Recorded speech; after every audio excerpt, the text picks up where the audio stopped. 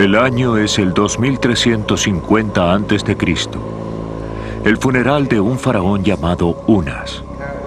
Pero este no es un día de duelo, es una celebración.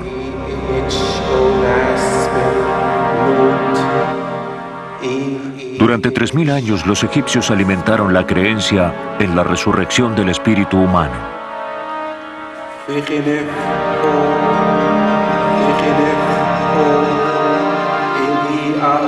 Hoy renace el alma del faraón. Pero el viaje hacia la vida después de la muerte no carece de obstáculos.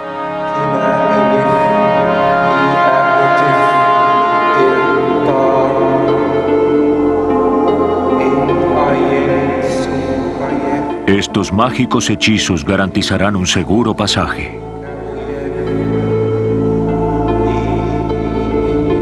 La búsqueda de la eternidad por parte del faraón conduciría a la construcción de los más colosales monumentos de la antigüedad.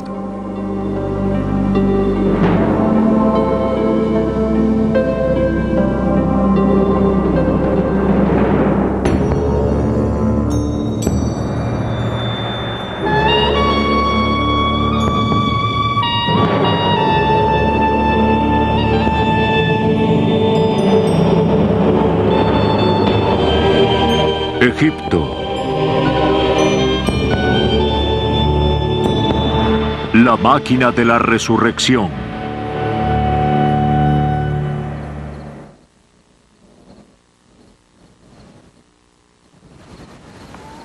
Las pirámides de Gizeh, próximas al moderno Cairo, son el más perdurable testamento del tiempo en todo el mundo. La más antigua y la mayor es la Gran Pirámide. Durante más de 4000 años fue la más alta estructura en el mundo construida por el hombre.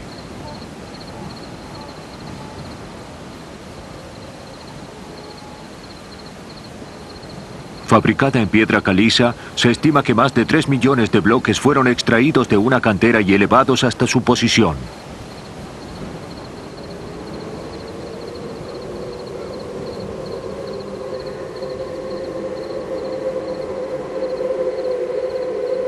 Algunos bloques pesaban hasta 15 toneladas.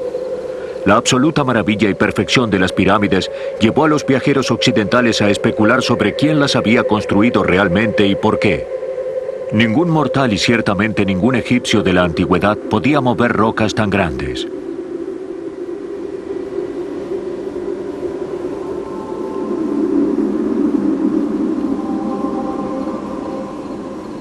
¿Fue el propio Creador al querer ocultar su plan divino para el universo? ¿O fue la mítica civilización de la Atlántida para albergar su antigua sabiduría? Quizás visitantes del espacio exterior.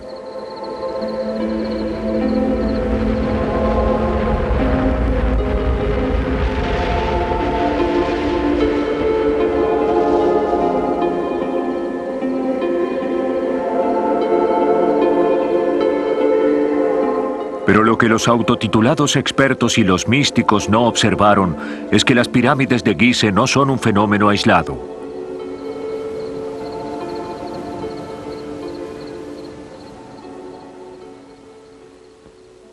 Desde el Cairo hasta Asuán, a lo largo de 1050 kilómetros en el valle del Nilo, una gran cantidad de pirámides salpican el paisaje.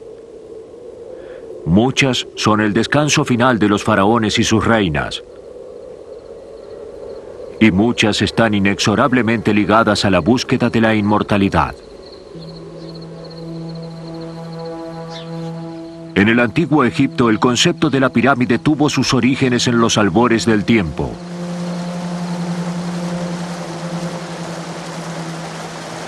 En los comienzos había oscuridad y un amorfo océano de caos. De allí surgió una montaña. Sobre ella apareció Ra, el dios del sol, la corporización de toda la vida y la energía, toda la luz y el calor.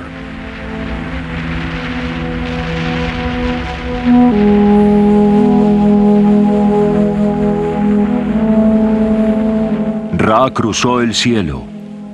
Al atardecer se sumergió nuevamente en el abismo del caos, solo para renacer al amanecer de la mañana siguiente. Los egipcios creían que al unir sus espíritus con el dios del sol, también podían ser arrastrados hacia el ciclo de la vida eterna. La pirámide era el vehículo hacia la inmortalidad, la máquina de la resurrección. Vista como el montículo de la creación, era parte de un elaborado proceso concebido para asistir al faraón en su viaje hacia la vida después de la muerte. Pero no todas las pirámides eran similares.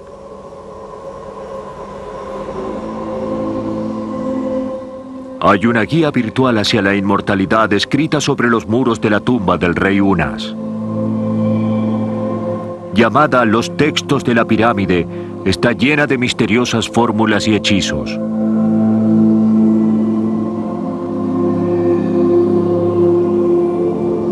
Uno para librar al faraón de todas sus malas acciones. Un alma llena de pecados no puede ir al cielo.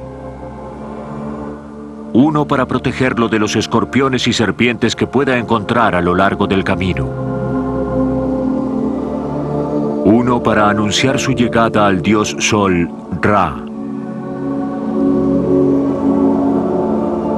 La tumba de Unas presenta una extraordinaria visión sobre la vida después de la muerte.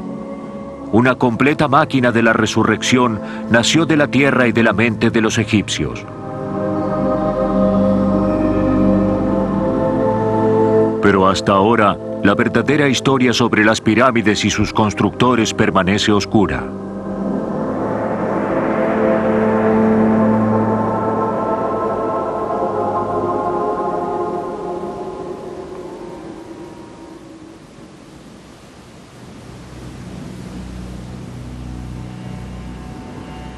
Destacándose sobre un antiguo cementerio en Saqqara, cerca de 16 kilómetros al sur del Cairo, se encuentra la primera pirámide de Egipto. Llamada pirámide escalonada, es también la primera estructura elevada que se haya construido en piedra.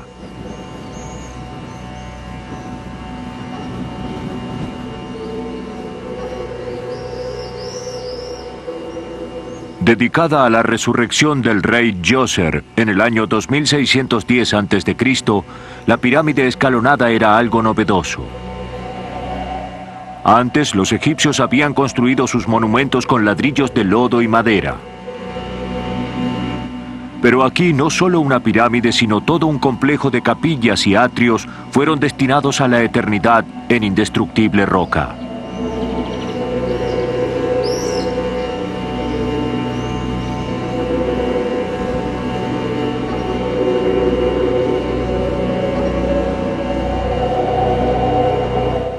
El genial creador del complejo Djoser fue el ministro del rey y arquitecto Imhotep.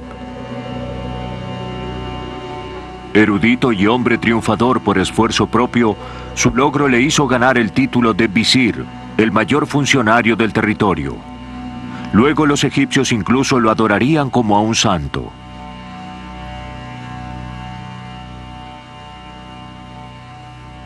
Pero recientemente un nuevo descubrimiento al sur de Saqqara, en el Camposanto Real en Abidos, evocó el espectro del verdadero genio detrás de las máquinas de la resurrección.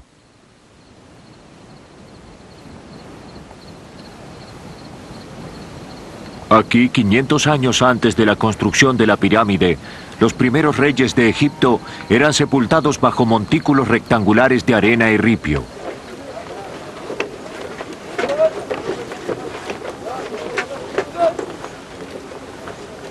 Desde 1995, Gunther Dreyer del Instituto Germano de Arqueología y su equipo han excavado la tumba del rey Khase-Kinwi, quien gobernó Egipto en el año 2680 a.C.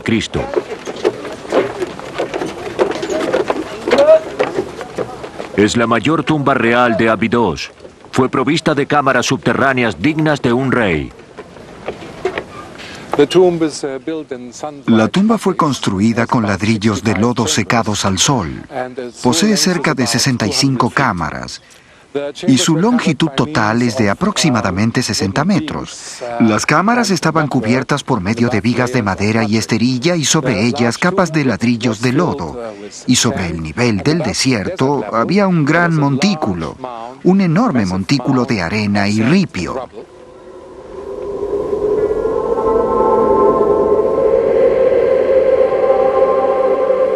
El montículo, llamado por los egiptólogos Mastaba, imitaba al principal montículo de la creación, el símbolo del rejuvenecimiento.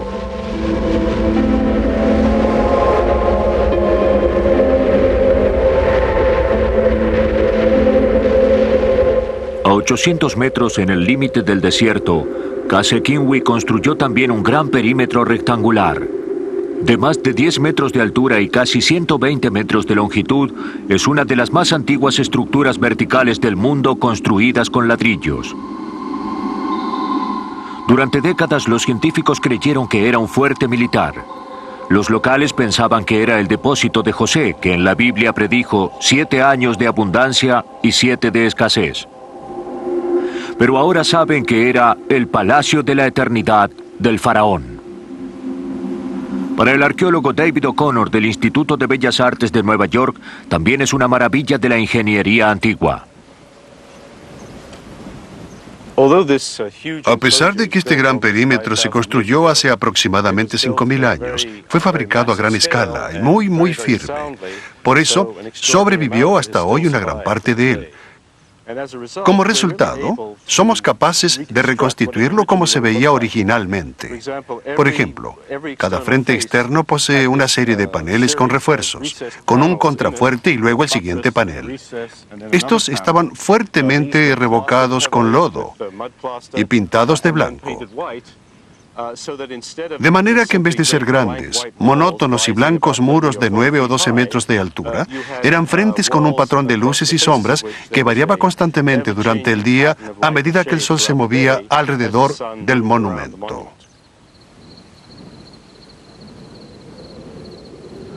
Los muros son una réplica de aquellos que rodean el palacio y el atrio del rey actualmente.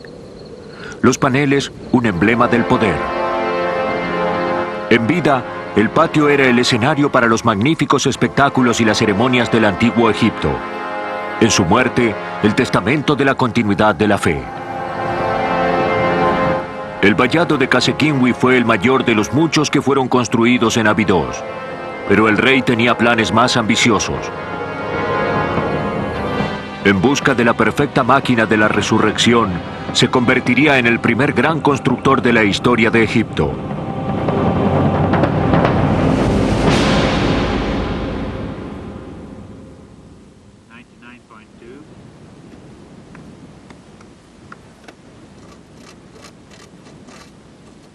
A la sombra de la pirámide escalonada en Saqqara, Ian Mathieson, del Museo Nacional de Escocia, investiga el misterio que durante años desconcertó a los arqueólogos.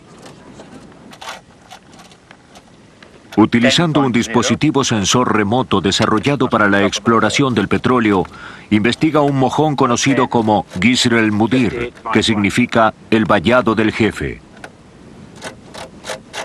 And that's us over the other side of the wall now. 39.2.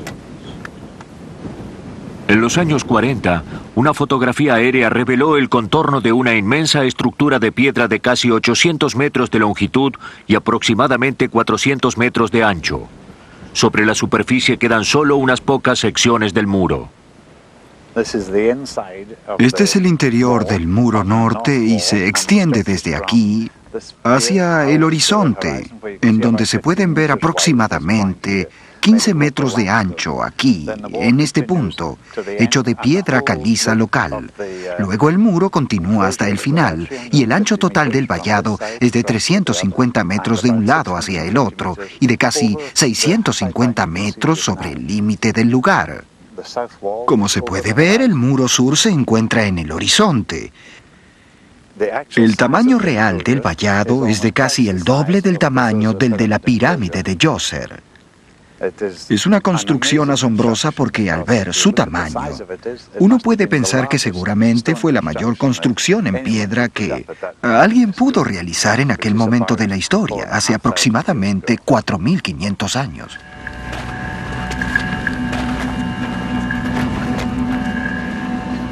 La alfarería hallada en el emplazamiento indica que el vallado puede ser 25 años anterior al rey Djoser, convirtiéndolo en el más antiguo monumento construido completamente en piedra. Si así fuese, ¿quién lo construyó?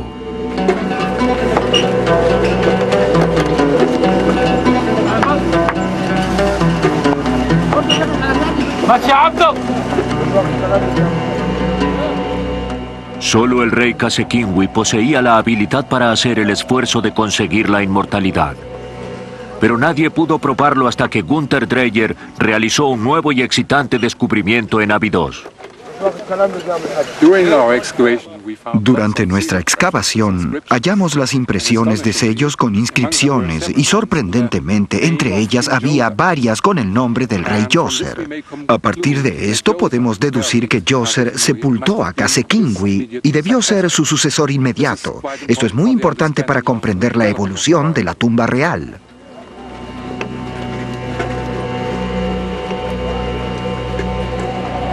La revelación de que Djoser sucedió a Kasekingwi llenó un antiguo vacío de la historia egipcia. Los egiptólogos sabían que Djoser fue el hijastro de Kasekingwi, pero otros contendientes luchaban por el trono.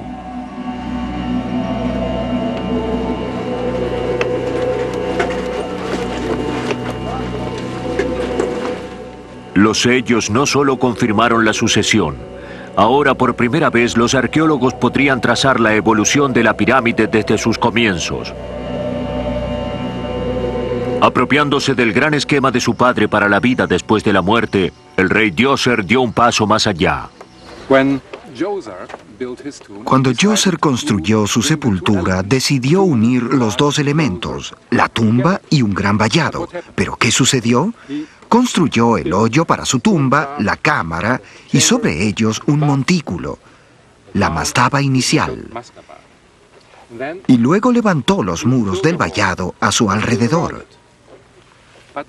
Pero ahora, ese importante montículo no era visible. Creo que para solucionar este problema construyeron varias mastabas más pequeñas sobre la primera. De esa manera se veían sobre el muro del vallado. Y entonces tenemos una pirámide escalonada. Uno de los más antiguos fragmentos en la escritura egipcia dice: se le colocó una escalinata para que pueda ascender al cielo.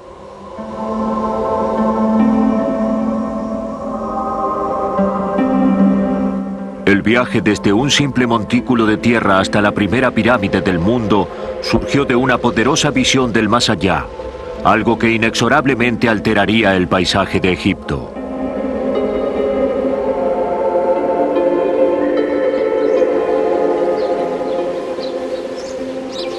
A pesar de que los siguientes intentos de construir una pirámide fallaron, el monumento en Saqqara inspiraría a otro soñador para alcanzar las estrellas.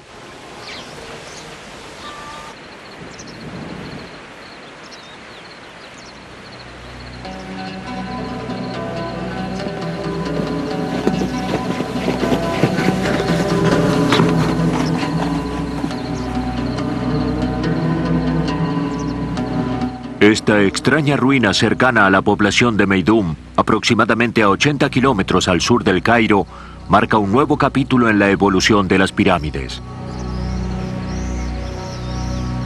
La única pirámide escalonada de tamaño natural finalizada luego del rey Djoser fue también la última de este tipo en ser construida.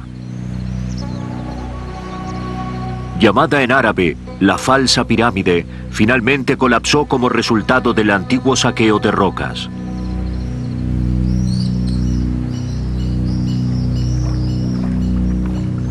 Pero antes, el notable hombre tras ella había decidido intentar algo diferente. Snefru era venerado como un rey benevolente y de buen humor, verdadero visionario. Se convertiría en el más grande constructor de pirámides de Egipto. Para él, Meidum era solo el comienzo.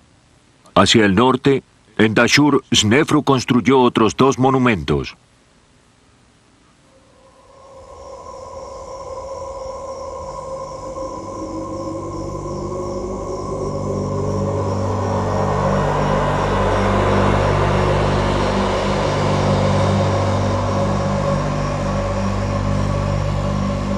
Lo que ahora se conoce como la pirámide curvada habría sobrepasado la gran pirámide de Gizeh si los constructores se hubieran limitado a los planes.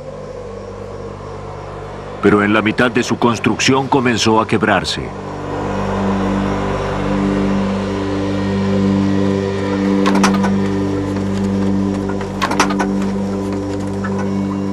Rainer Stadelmann del Instituto Germano de Arqueología es un experto en los proyectos del rey Snefru. Al tener permitido el acceso a la pirámide sabe exactamente qué salió mal.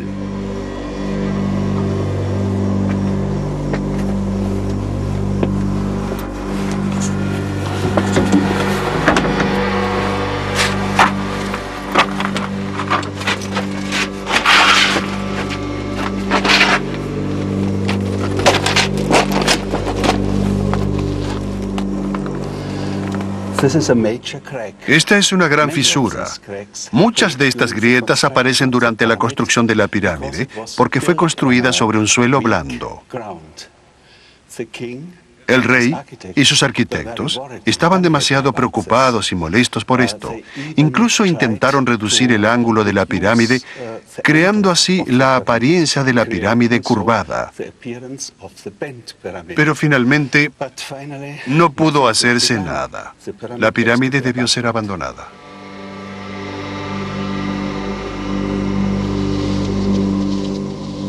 La pirámide había sido erigida sobre terreno arenoso sin una base sólida. Finalmente comenzó a hundirse. Para estabilizarla, los constructores cambiaron la inclinación de 54 a 43 grados, esperando así reducir su peso. Pero era demasiado tarde.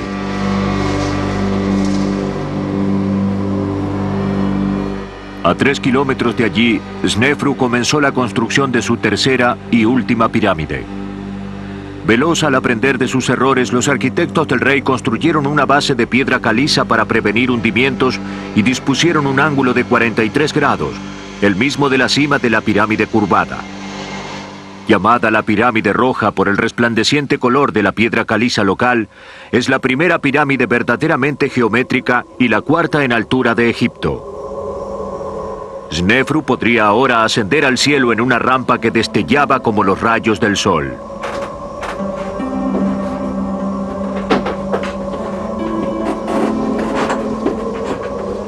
Se ingresa a la pirámide a través de un pasaje descendente de 90 centímetros de lado.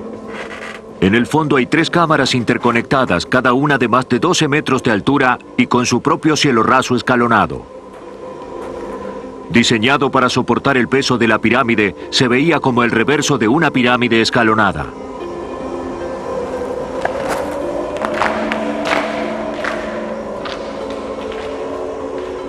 Una pirámide dentro de otra pirámide no solo reforzaba la estructura.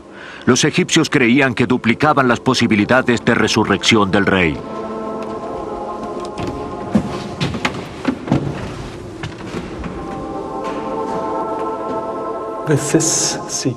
Con esta secuencia de 3 grandes y altas habitaciones, el rey Snefru finalmente había alcanzado una sepultura, una residencia eterna en donde podría ser feliz. Estas cámaras están construidas con grandes bloques de piedra caliza. El techo en capas de bloques de piedra caliza, cada una sobresaliendo aproximadamente 15 centímetros. Con esta ingeniosa construcción, se podía sostener el peso de la pirámide sobre ella. Hay casi 2 o más de 2 millones de toneladas de piedra sobre estas habitaciones. Pero no hay grietas ni peligro. El techo representa religiosamente el cielo, permaneciendo sobre el sarcófago de madera en el que el rey Snefru descansa por toda la eternidad.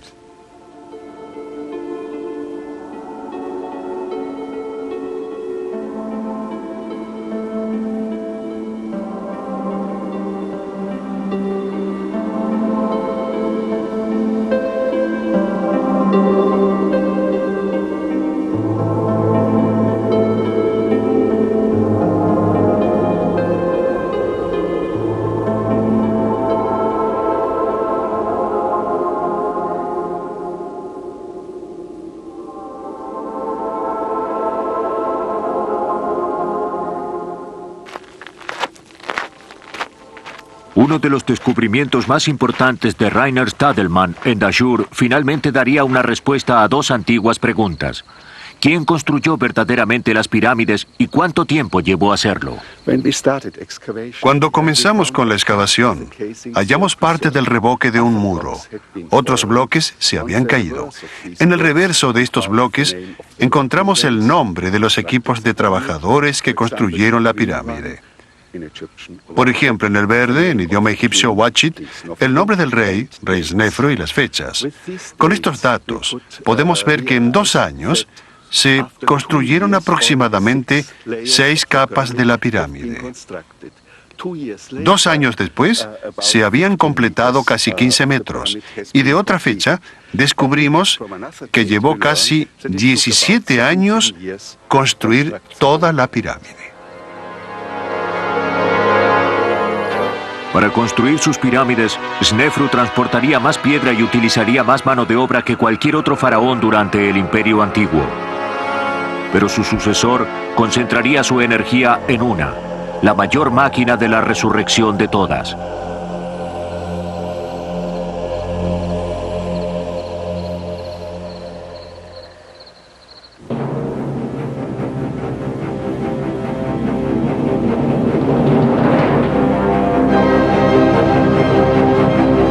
Elevándose de la meseta de Gizeh es la máxima expresión en la búsqueda de la eternidad.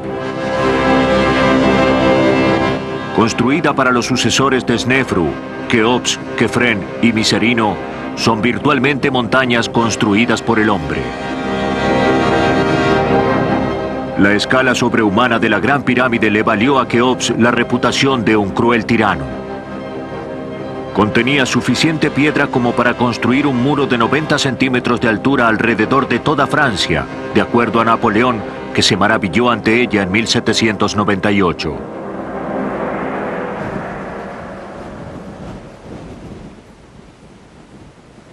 El tiempo ha sido benigno con la pirámide del rey Kefren. Solo 60 centímetros más pequeña que la Gran Pirámide, está mejor preservada. El revoque de piedra caliza original aún decora la cúspide.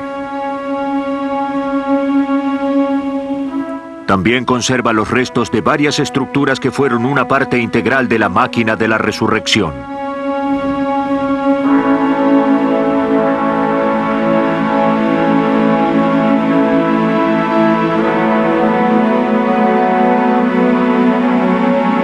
En la base de la pirámide había un templo mortuorio provisto de ofrendas diarias de alimento y bebida, en la creencia de que incluso un rey muerto necesitaba sustento.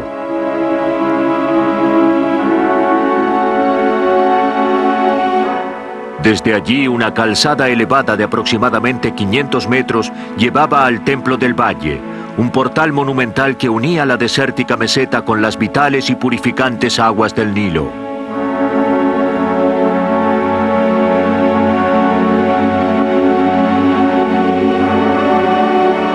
Pero Kefren agregó algo nuevo al tradicional complejo de pirámides: la Esfinge, una de las más inquietantes imágenes de Egipto. Un león tendido con la cabeza de un hombre se comunica a través del tiempo para proclamar al rey dueño del mundo.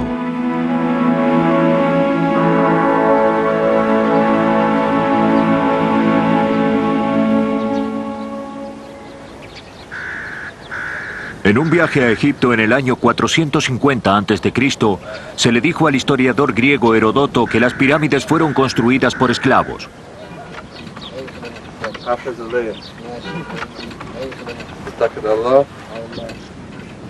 Pero toda evidencia de su existencia parece no haber dejado ninguna huella hasta que el arqueólogo norteamericano Mark Lehner traza un mapa de la meseta de Gizeh.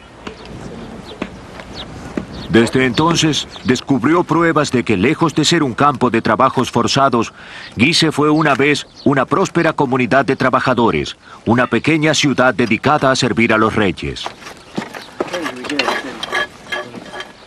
Al sur de las pirámides, un muro de piedra separa a las tumbas y los templos de Gizeh de las 16 hectáreas de desierto. Fue aquí en donde Lehner y su equipo comenzaron las excavaciones. Este gran muro de piedra es llamado en árabe el Muro del Cuervo y juega un papel importante en nuestra decisión sobre dónde excavar. Nuestro emplazamiento se encuentra al sur. En cualquier otro lugar del mundo esto sería un tesoro nacional. Ha sido ignorado aquí en Gizeh porque se ve empequeñecido ante las pirámides y las esfinges. Es más grande de lo que se piensa. Nuestra trinchera contra el muro muestra que tiene aproximadamente 10 metros de altura y este acceso detrás mío tiene 6 metros de altura. Quizás sea uno de los más grandes pórticos del mundo antiguo. En 1991 cavaron una trinchera descubriendo miles de piezas de alfarería del tiempo de las pirámides. La cerámica surgió de 2 habitaciones que Lehner cree que fueron antiguas panaderías. Muchas vasijas contenían algo que parecía cereales. Para saber qué era, Lehner las entregó a la arqueobotánica Mary Ann Murray. En un tanque de flotación la suciedad cae al fondo. Lo que queda es vegetación. Un análisis posterior confirmó que era trigo, probablemente utilizado para hornear pan.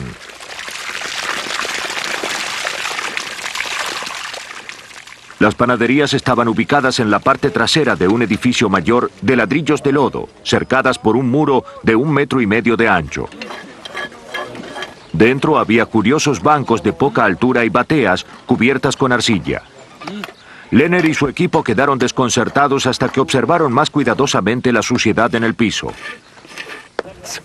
Raspando con un cortaplumas, hallamos estos depósitos fibrosos muy frágiles que resultaron ser branquias, aletas, partes craneales, vértebras de peces.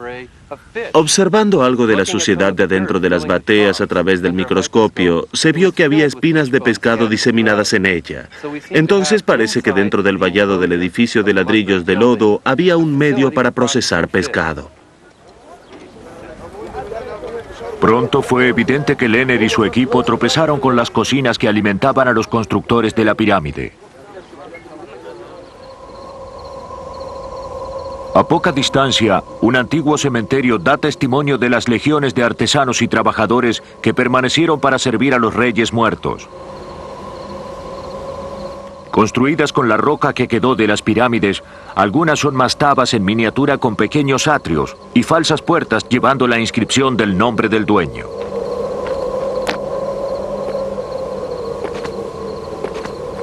Otras son simples tumbas coronadas con una cúpula, un vulgar reflejo de una pirámide. Pero todas son máquinas de la resurrección.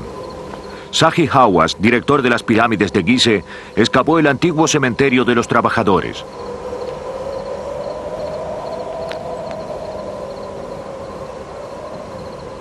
Desde los tallados muros de una de las tumbas más interesantes, podemos aprender un poco más sobre las vidas de esta gente alguna vez desconocida.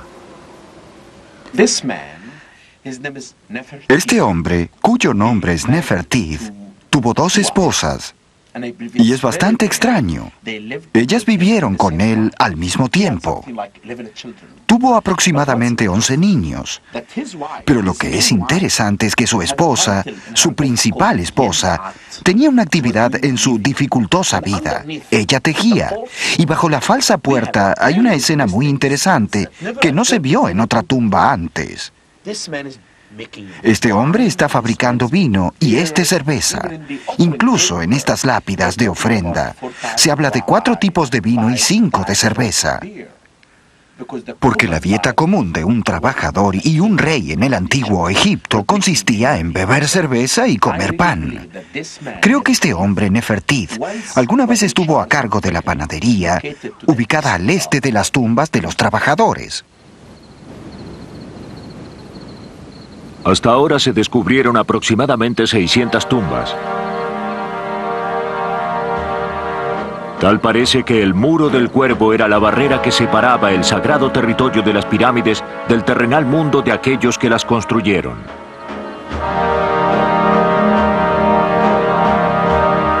Se estima que se utilizaron 20.000 egipcios para construir solo una de las pirámides de Gizeh. En los años que vendrían nunca se vería algo así nuevamente.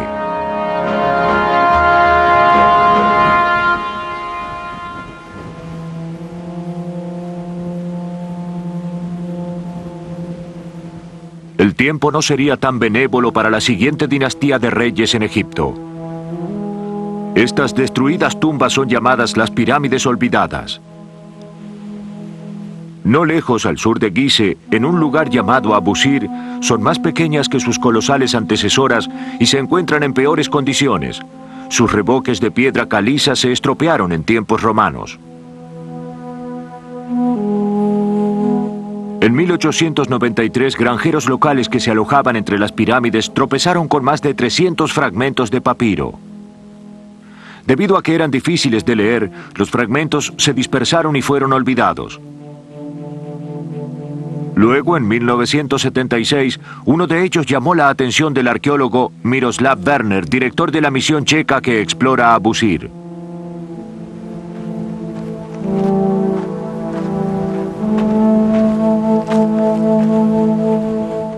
Mencionaba el templo mortuorio de un rey poco conocido llamado Reneferef, cuya tumba nunca fue hallada. Werner sospechaba que se encontraba bajo toneladas de arena cerca de una pirámide inconclusa. Dado que la pirámide estaba incompleta, los antiguos arqueólogos creían que nunca había sido utilizada, pero estaban equivocados.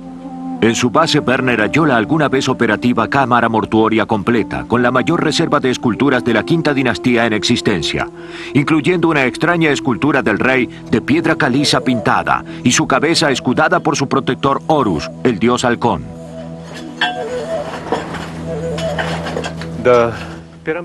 El complejo de la pirámide había sido excavado en varias oportunidades previamente. Y en este momento cavamos en el corazón de la pirámide, en donde tuvimos éxito al descubrir la entrada al apartamento funerario de Raneferef. Podemos esperar, teniendo en cuenta lo que hallamos hasta ahora en esta área, los restos del equipo de sepultura del rey, posiblemente también fragmentos de su rojo sarcófago de granito, y quién sabe, incluso los restos de su momia.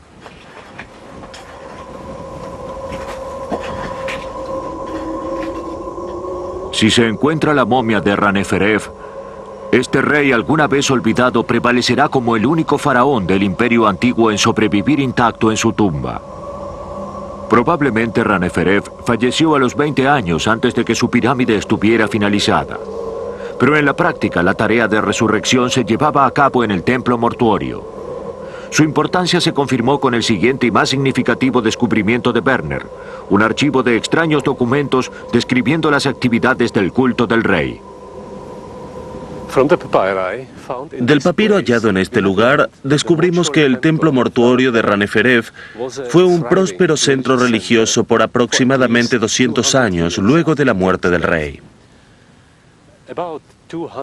Alrededor de 200 sacerdotes divididos en 5 turnos mantenían el culto al rey muerto durante el día y durante la noche. En el día, traían ofrendas que consistían en pan, cerveza, carnes, vegetales, frutas, etc. En la noche, algunos sacerdotes observaban las estrellas desde la terraza del templo y mantenían un registro.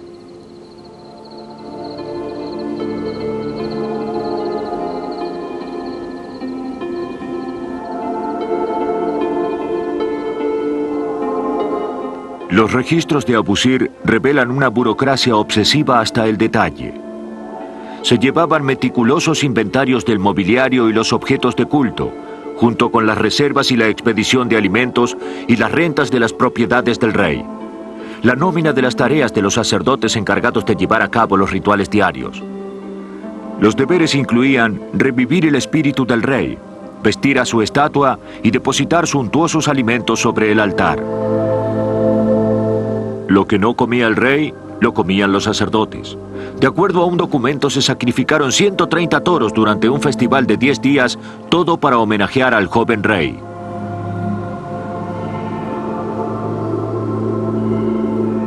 El culto de Raneferef prosperó durante 200 años antes de ser finalmente abandonado y su tumba olvidada. Siglos después, las grandes máquinas de la resurrección desaparecerían del paisaje egipcio solo para reaparecer de una manera muy diferente.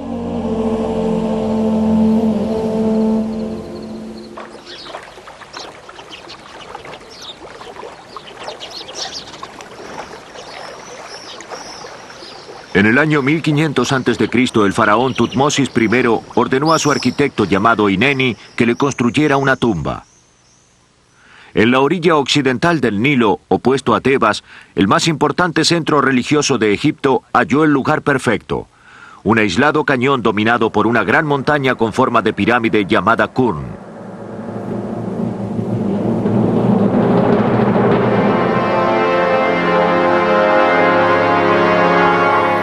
Aquí, en las profundidades de la roca, Ineni talló su tumba.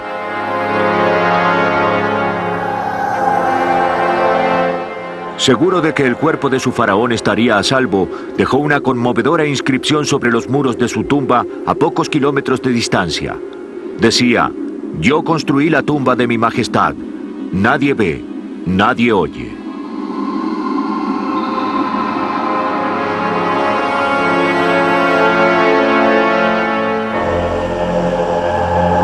Casi 30 faraones serían finalmente enterrados en lo que hoy se conoce como el Valle de los Reyes.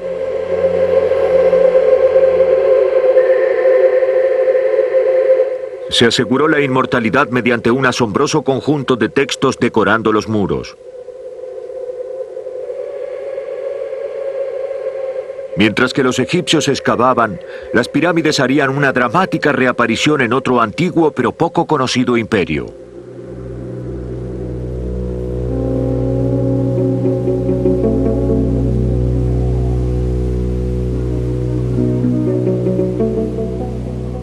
Ocultas en Nubia, en el actual Sudán, representan uno de los mejores secretos de la historia.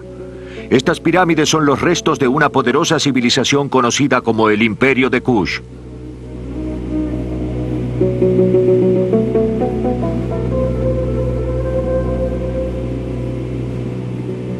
La historia sobre por qué fueron construidas comienza alrededor del año 1400 a.C. Durante siglos Egipto ambicionó la riqueza de Nubia. Los cushitas controlaban los vastos recursos de oro y otros minerales. También dominaban las principales rutas comerciales hacia el corazón de África.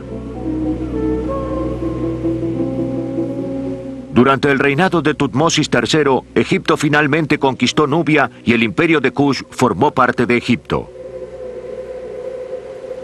700 años después, los gobernantes cushitas de turno reclamaron el trono de Egipto. Sus reclamos se concentraron en una meseta de Nubia llamada Jebel Barkal. La meseta fascinaba a los egipcios. En su extremo occidental, la forma de un extraño pináculo les sugirió que era sagrada.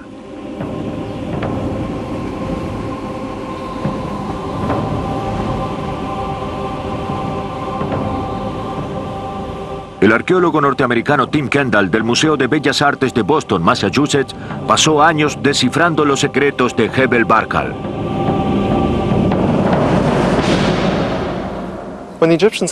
Cuando los egipcios llegaron aquí, vieron en esta extraña roca la imagen de un símbolo muy familiar para ellos. Una cobra alzada conocida como Uraeus, el símbolo del reinado que era utilizado por los reyes en su corona. La figura de la cobra parece estar usando la corona blanca del sur que simbolizaba el reinado sobre el sur. El simbolismo de la cobra y la corona blanca marcaron la presencia de Amón-Ra en Jebel Barkal. El dios más importante de Egipto tenía su hogar en el templo de Karnak, en Tebas. Se creía que dentro de la roca vivía una figura de Amón-Ra con cabeza de carnero. Su presencia convalidaba el reinado sobre todo el valle del Nilo, incluyendo a Nubia.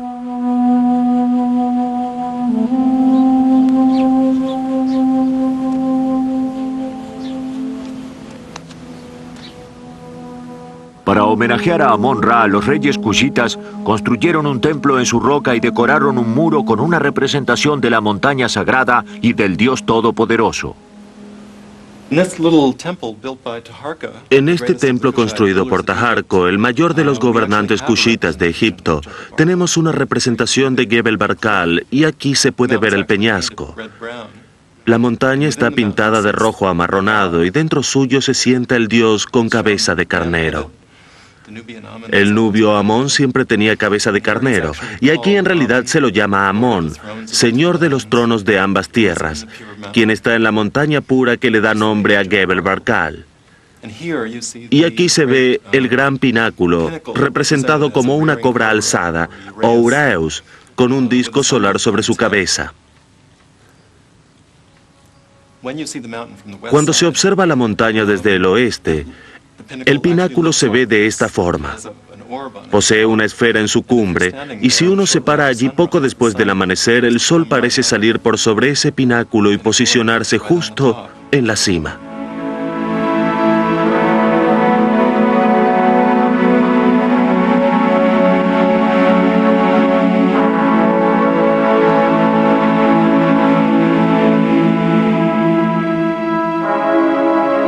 Por el año 750 a.C., los gobernantes cushitas eran considerados faraones legítimos. Reconocidos como la 25ª dinastía egipcia, 5 reyes reinaron por medio siglo, durante el cual asumieron costumbres y títulos egipcios. Adoptaron el arte y la arquitectura egipcia e inauguraron una nueva época de construcción de pirámides, que duraría 1000 años y produciría casi 200 pirámides, más que en toda la historia de Egipto.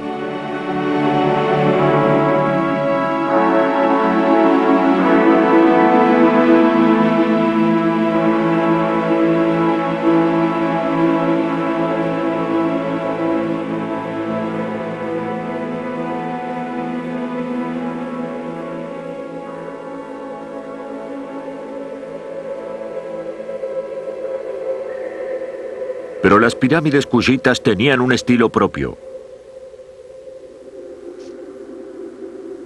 Eran visiblemente más pequeñas y de ángulo más empinado que las pirámides egipcias, y sus cimas eran planas. Sus capillas de ofrendas se veían como templos en miniatura. Pero la mayor diferencia estaba en su modo de construcción.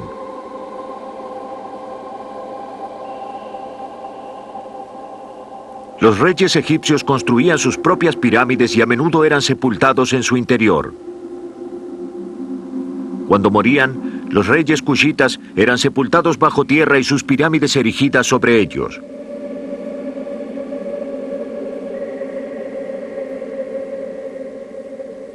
Uno de los más importantes campos de pirámides se encuentra en Meroe.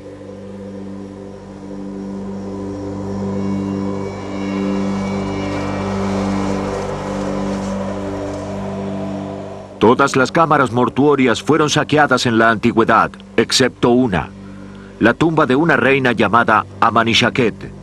Aquí en el último siglo, un aventurero italiano, Giuseppe Ferlini, descubrió un fabuloso escondite con joyas de oro.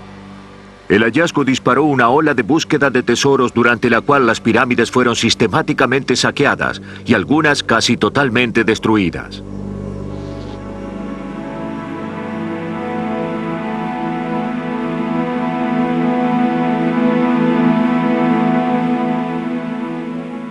La última pirámide jamás construida en el continente africano fue erigida 4 siglos después del nacimiento de Cristo. Hoy es una pila de escombros. El paisaje de Meroe es un recuerdo vívido de la tradición que sobrevivió por 3000 años y brindó al mundo su más perdurable símbolo del antiguo pasado.